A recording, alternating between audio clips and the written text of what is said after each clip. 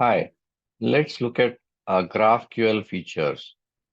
I'm on EasyManage.com website, and here is a short description. EasyManage helps you build full stack mobile apps without coding, and that includes a front end like Flutter app and backends, GraphQL, and REST APIs. We'll be looking at the GraphQL APIs features in this video. We support databases like Oracle, MySQL, MariaDB, PostgreSQL, MS SQL Server, and more databases are available on request like DB2 and REST. So let's look at what we provide in backend APIs. So if you scroll down a little bit on the page, I'm trying to find what part of description, how it works. So here is the description. So EasyManage creates the backend with authentication for you from database, tables, and views. The code is generated for you to download and set up on your own computer and deploy or run in your private cloud or your choosing. So our backend works with EasyManage generated Flutter app, or you can also use any other front-end app needs you will have, which you can develop using any popular tools like React, React Native, Angular, etc. We do have an Angular preview edition, but that's just preview. Now, GraphQL APIs also can be customized further to make uh, cloud function calls. So serverless functionality you can achieve by making AWS Lambda or Spring Cloud functions.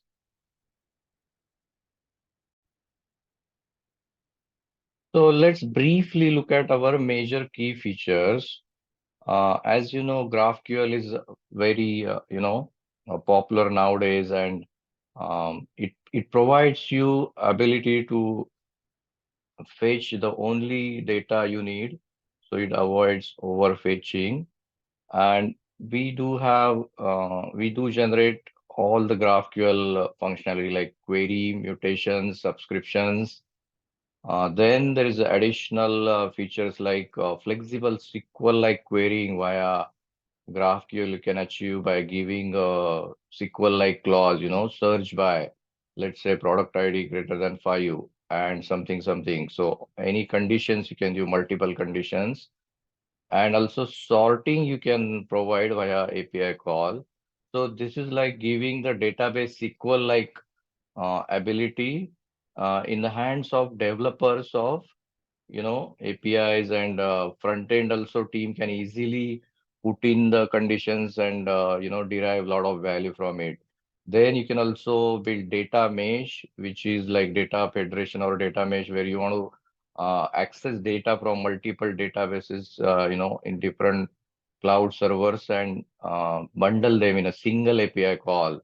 That can be achieved, and there is an example for this. We can briefly take a look at it, and we have built-in authorizations. So let me also show you the EasyManage documentation pages, uh, which will help you. So on the documentation page, you can find backend, GraphQL APIs. There is a section on how to deploy and run GraphQL APIs, which we saw in earlier videos. Then there is GraphQL features page with features overview and feature details. And GraphQL API is extending gives a very clear cut and detailed example of how to construct a data federation or data mesh API from multiple data sources, and combining GraphQL with REST or GraphQL with another GraphQL API. Those are all possibilities with a real code example.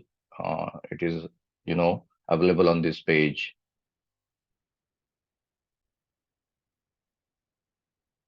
So let's look at quickly how we have set up our project on our, local desktop machine. So uh, as we explained in Build with Easy Manage videos, we have set up a GraphQL APIs project in, IDEA, IntelliJ, and we just needed to open the project, define the data source URL, username and password. I'm not going to show password here for the data source, and that's pretty much it. You can then package, I mean, compile, package, and run the jar. The project also imports table level sources inside this add-ons folder. And one more thing, once you start the GraphQL project, um, by default, Spring we use Spring, you know, boot and framework, and there's not much logging happens nowadays. They have disabled. So if you need in the development phase, we recommend you enable the logging. There are already statements here commented out. You can put the logging level to debug, Spring Framework level also, and logging level root also to debug. Line number 19, 24, and 19, if you enable, you'll get good logs, and then you'll get to know on the issues, and then for production, then you can turn them off. So this APIs are running, and let's see quickly. This is the directory structure for the downloaded project built using EasyManage Builder Studio, and we located our GraphQL project inside table services, and then it starts with EMDB GraphQL app, and then the structure, once you package and run the project, it brings additional directories like add-ons, and under resources also the GraphQL schemas of individual tables. And then what I wanted to show you was in individual folders like product table, there are two folders, Spring and Spring GraphQL. Spring GraphQL holds the sources for a GraphQL part, and also there's a very important file generated for each table.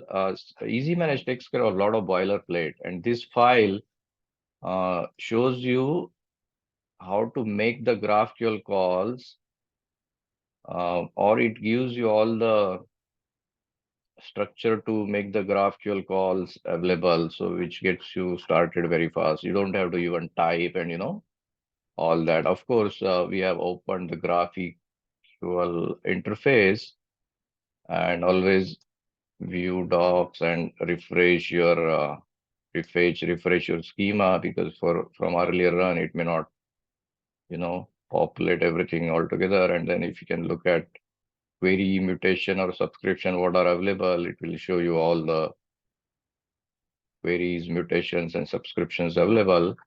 You can also start typing here, and it prompts you, and it helps you format the API call queries.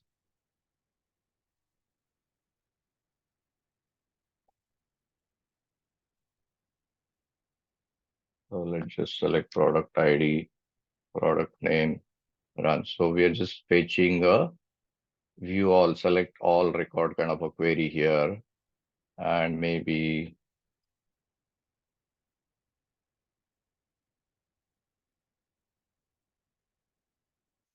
supplier. So there you get all that data. Now I was showing you uh, the benefits of utilizing the generated client calling file, because remember we saw a lot of other tools. They give you the backend and functionality, but a lot of front end programmers and then the testers need all this data, and then that they have to still code, and that eats up time. So if I am a front end developer, or even a back end developer, and I want to test my GraphQL APIs, then I can just copy paste, run this, and then achieve faster results via just running this call. So let me copy paste this uh, flexible SQL like querying call, which we call select where type of call. And then because this is correctly constructed, there are no errors. So you are just ready to use it. And let me get the sorting on the next page, next line, sorry. So we are saying select from product table where product ID is 10 or product ID is, well, 10, which we can change to 12. And then we want to start sort by product ID, um, product name. And then even you can pagination is inbuilt, page and size you can give. So we got this data. So utilize this, this client calling info for a GraphQL APIs, and uh, there is also mutation available to you with some example string value, which you can of course change to a good values and run it. And we just use some random like number 10 or string val, but these are to help you get started. There is also mutation level client calls available. And of course, you can also um, look at the GraphQL Explorer and look at the different queries, mutations, subscriptions available, and also construct your queries here yourself. You can include multiple windows and run the GraphQL APIs for testing.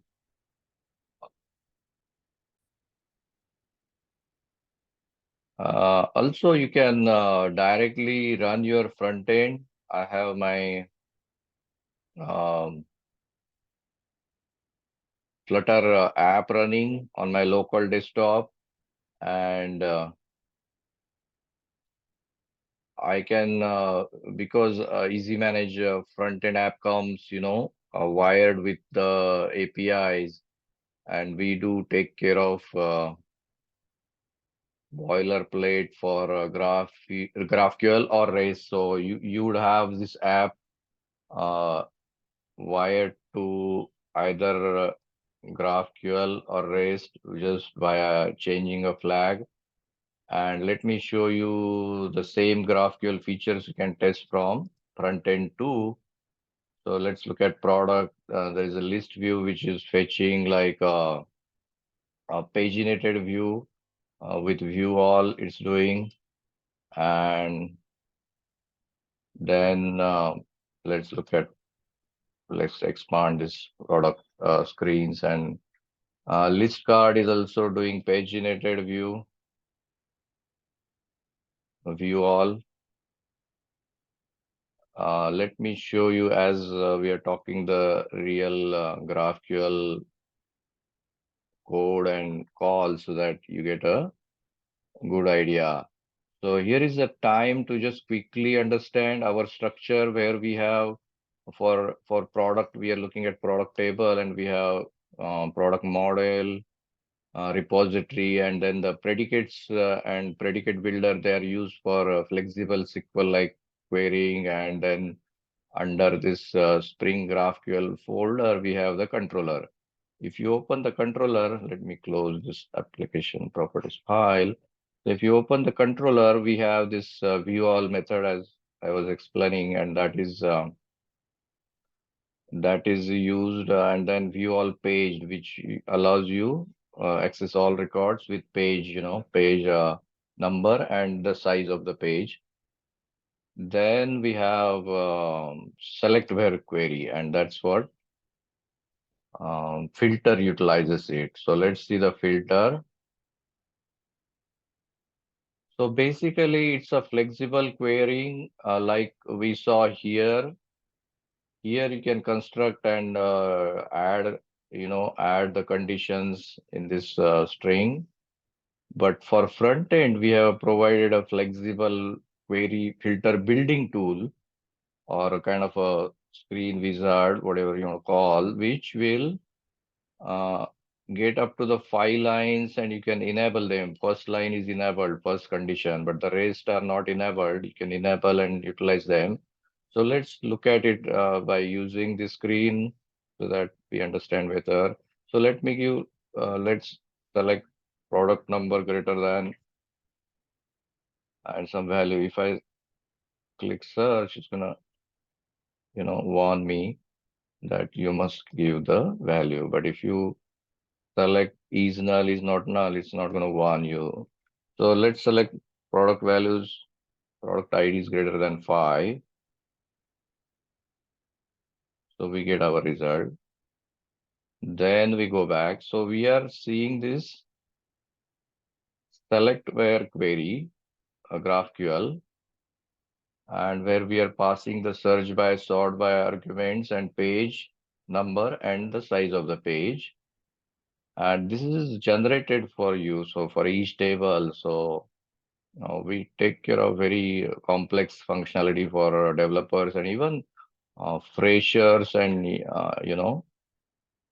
learning to code category developers will be able to easily use it, and it's very commonly needed. Like you need many places, just search by find something by a particular condition, and then you don't have to separately program that. You just change the values and then the conditions in your API call, and then you get those records. So looking further, so we set up our first condition, then let's add another condition. So we will make it a little bit interesting. So we'll select product IDs for our first condition less than say 6. And then for the second one, we'll say or product IDs greater than,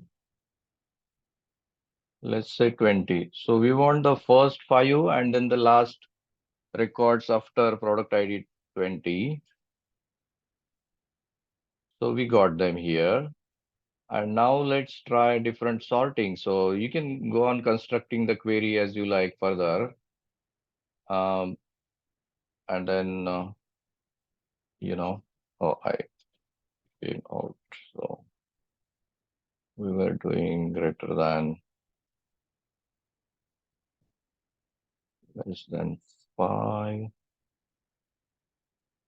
Select the condition enable, use or greater than 20. And so we have product names and primary supplier. So let's sort them by supplier first and then product name. So what I'm going to do is sort, utilize sorting, product supplier descending, and also product name descending within that. So we got, you know, sorted by supplier first, and within supplier, as you can see, tetracycline doxycycline, so TDCA, so it's descending sort. So this gives a lot of flexibility to developers, and usually such kind of features, sorting this, that is very commonly needed and it's a lot of time, but with flexible SQL like querying via GraphQL APIs, we are hoping to, reduce your times for those needs, or eliminate completely the time required for such needs. So this was a select where query.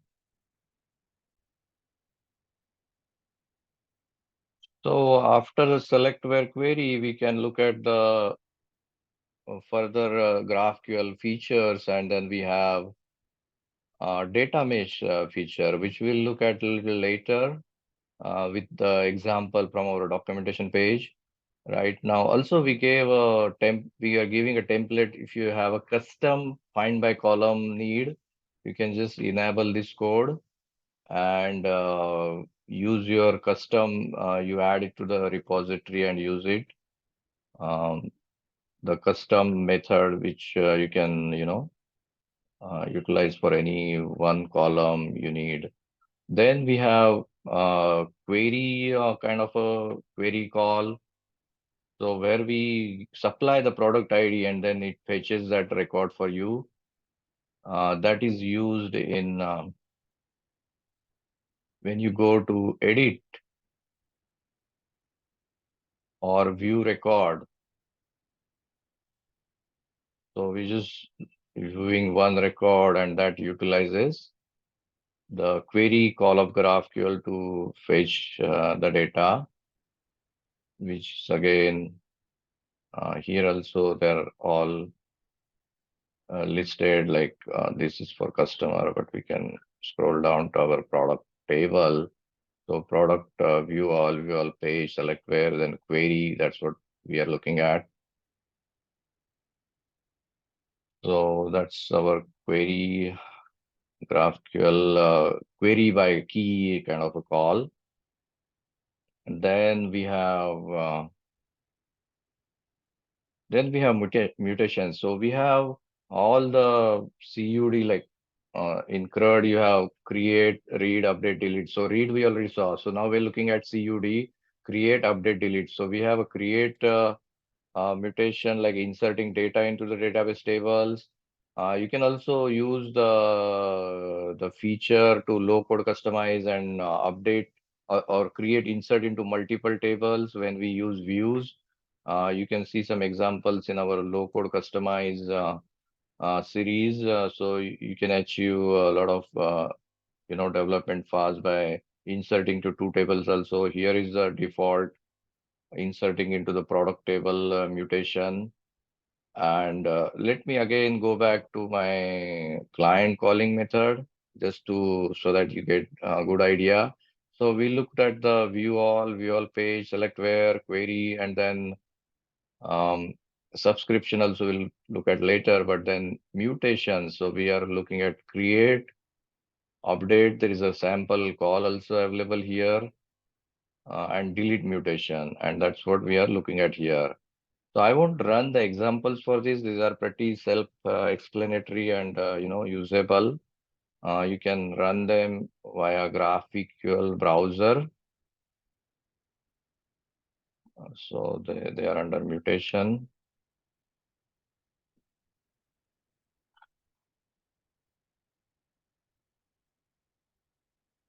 Here are they.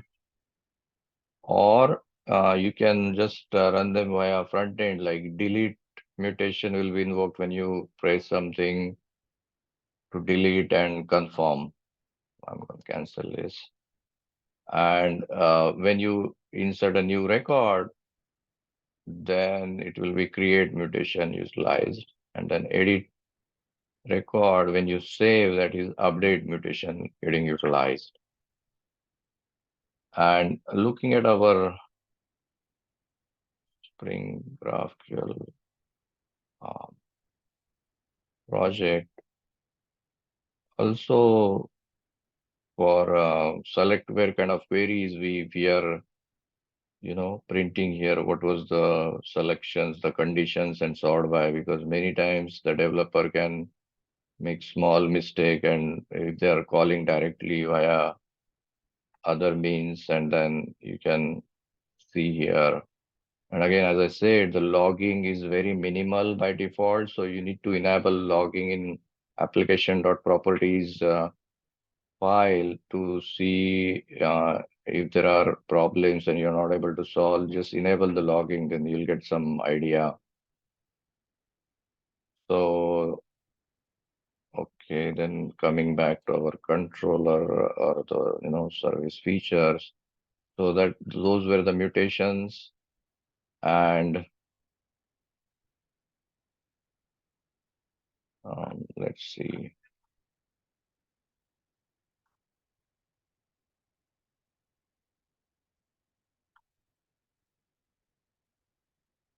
Okay. Um,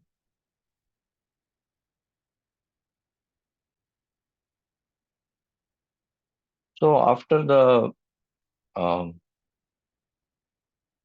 Looking at the query mutation, let's look at the subscription. We are providing subscription, API call for each table, and uh, it will fetch you data, periodically until the subscription. It utilizes the protocol to subscribe, and then until it ends, it will continuously fetch the data after intervals, as you said. So in our backend function, we have provided an interval of, you know, 5 seconds, and we are just sending data 5 times, but you can change it to, make it indefinitely or whatever conditions or the iterate number of iterations you need. And then the interval also you can change. If you reduce it too much, it's going to consume a lot of your, it's going to fetch again and again and send, and it's going to be processing intensive. So make sure you optimize it for your needs, but we are giving you a sample with 5 second interval and fetch the data 5 times. So basically, it's a stream data we send from backend or program, and then the front end will subscribe using a web subscription protocol. And here is the code for that. And there is no working example in our front end yet because there are some issues using subscription with the package we use, but we are working to have a working example. You can run the subscription. Let me copy from our client calling file. So the subscription is via notify. We are adding the word notify to our query, and we're just fetching one record. So if there are any updates to that record, you can see get those updates. So let me. So this is my subscription, and I can run it in the GraphQL browser.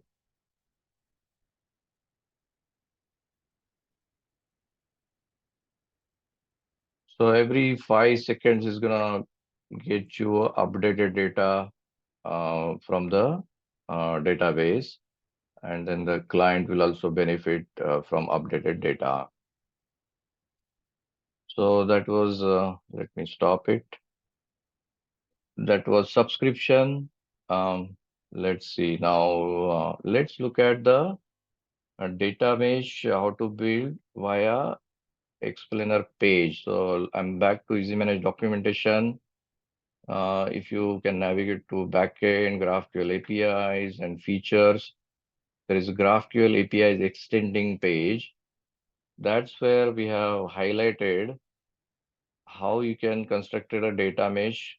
And then a data mesh can utilize unified graphical API endpoint that will include one or more of data from another GraphQL API, or resolver means like within our Spring, we can use the resolver other method or actual GraphQL API endpoint available from any other hosted GraphQL server, and or REST API endpoint from EasyManage or from anywhere else. You can utilize them together and create a data mesh. So we provide a default query block for data mesh, which you can. So that's data mesh. So this is when you fetch from a repository and you're sending back. That's like from resolver, from repository. And then if you were to use another running GraphQL or REST server, then you have blocks for that. And so, for example, here in this example, it shows a fetch from GraphQL API query resolver. So we are just fetching from repository and populating the payload. Then second part is we are fetching from GraphQL API endpoint and populating our payload. And then also you can fetch from a REST endpoint and populate it, and then combine all these data, send back in the same one API endpoint call. You'll have to take care of, importing models for them. And if you customize the models, then the assignment which we are showing you, you can easily tweak it so that this adding to payload and then the model definition wise, this code will change a bit. The data mesh, yeah, you need some developer experience to, customize it to different combinations. But since we provide this working methodology templates, and then the rest you can copy from our REST API's code, you can get them going very fast.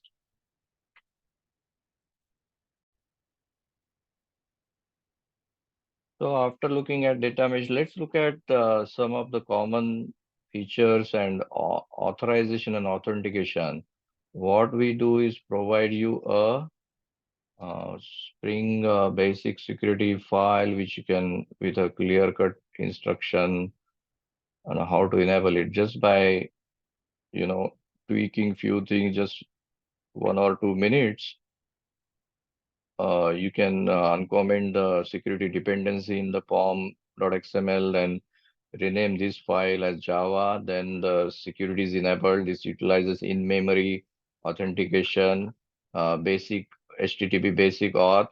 And then for individual GraphQL controller, we already have, provision to authorize based on that role, and you can just uncomment them.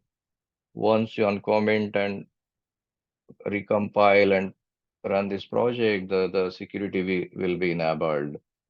So that's how you can easily uh, enable the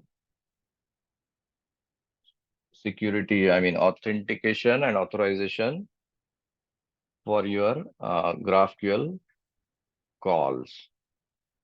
And our front end uh, has, let's see inside the code. So it has mechanisms to um, utilize secure calling when you enable the backend, authentication authorization. So make sure you set it to true, and then you can supply your username, password, or you can construct from the user's login and send them. And secondly, also we have a scheme like, are you using SSL mode? I mean, secure mode, or non-secure mode. You can change the API scheme.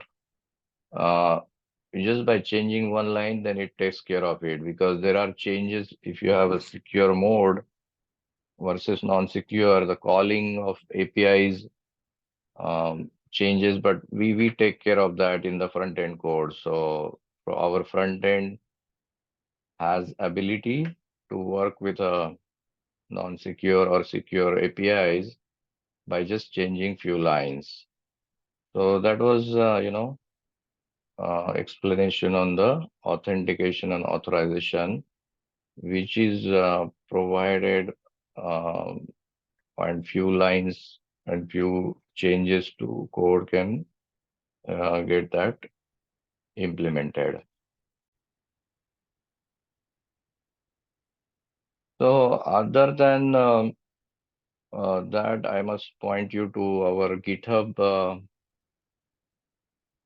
resources and look for Team EasyManage on GitHub. And there is a Learn EasyManage repository. Uh, that's where you'll find the tutorials and, sample projects for full stack, front end, back end. And then the code we just imported. You saw the app working, the SQL file for that. It will be available in this repository.